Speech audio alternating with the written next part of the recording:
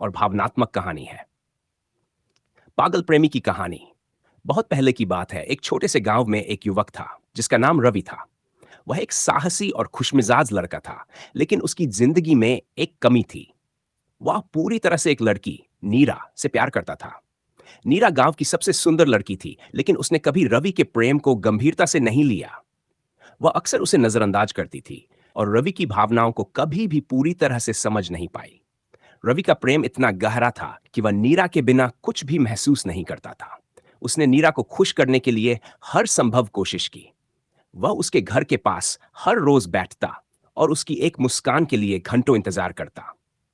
वह उसकी पसंदीदा किताबें पढ़ता, उसके पसंदीदा गाने गाता और हर एक कदम पर उसे खुश करने के लिए कुछ नया करता।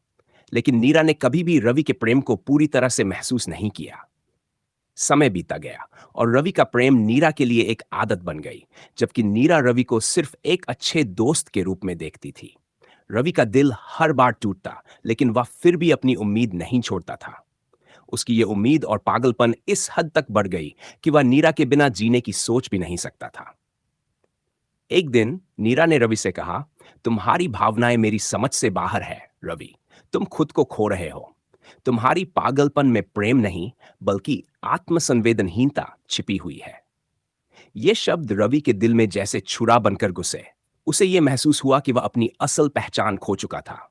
वह सिर्फ नीरा के प्रेम में डूबे हुए एक पागल प्रेमी बन गया था और वह खुद को भूल चुका था।